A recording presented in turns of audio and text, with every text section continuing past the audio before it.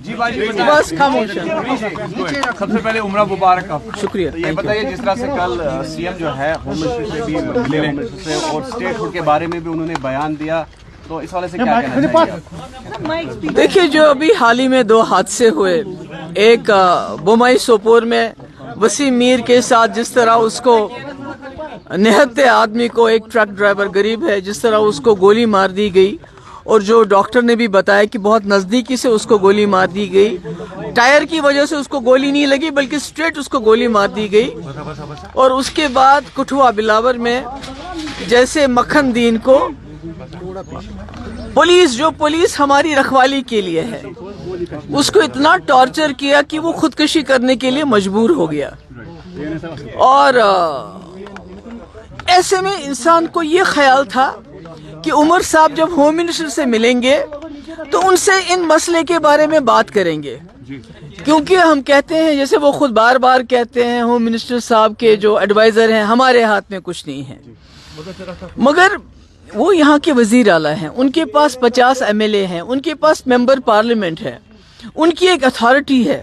اگر PDP والے home minister سے پوچھنا چاہیں تو ہم نہیں پوچھ سکتے, بلکہ عمر صاحب کو چیف منسٹر اگر وہ گئے تو ان کو وہاں ہوم منسٹر صاحب سے بات کرنی چاہیے تھی کہ اگر جموں کشمیر میں آپ کہتے ہیں حالات بالکل ٹھیک ٹھاک ہیں, ملیٹنسی کے ساتھ آپ مقابلہ کر لیجئے, مگر جو عام لوگ ہیں, جو بے گناہ لوگ ہیں, ان کے ساتھ آرمی کی طرف سے کسی آرمی کے, میں نہیں کہتی ساری آرمی خراب ہے, مگر اگر کوئی غلطی کرتا ہے اس کی نشاندہی ہونی چاہیے, اس کو سزا ملنی چاہیے.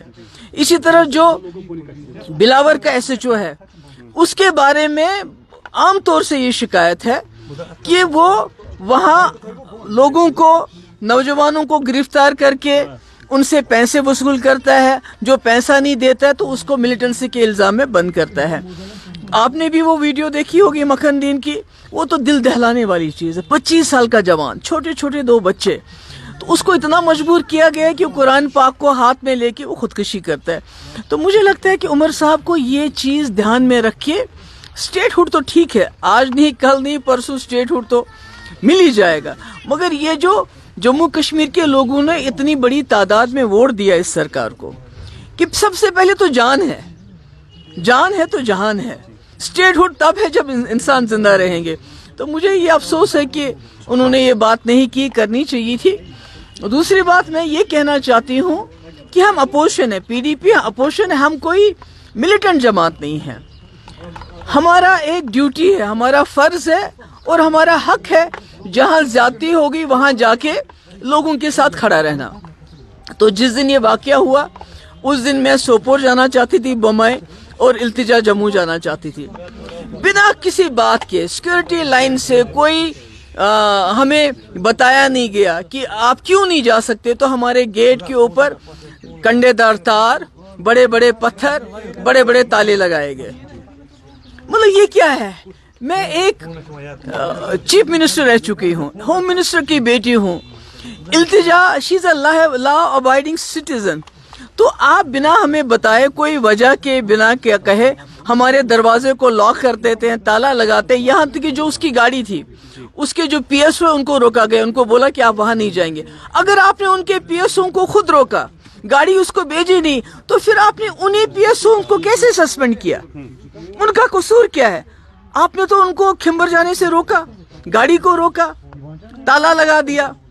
تو دیکھیے جو SHO انوالو ہے اس کے خلاف کیا ایکشن ہے ہمیں کوئی معلوم نہیں ہے. جو آرمی والا انوالو ہے بومائی کلنگ میں, اس کے خلاف کیا ایکشن ہوا ہمیں کوئی معلوم نہیں ہے, اس کے بارے میں کوئی انفارمیشن نہیں ہے. مگر التجا کے 2 PSO جن کا کوئی قصور نہیں ہے, حمید اور بشارت, جو اس لیے ساتھ ہے کہ ان کو التجا کی پروٹیکشن کرنی ہے, بلکہ التجا کی جاسوسی نہیں کرنی ہے, تو ان کو اس لیے سزا دی گئی کہ آپ التجا کی جاسوسی کیوں نہیں کرتے ہو. تو میں سمجھتی ہوں یہ بہت ہی افسوس کی بات ہے.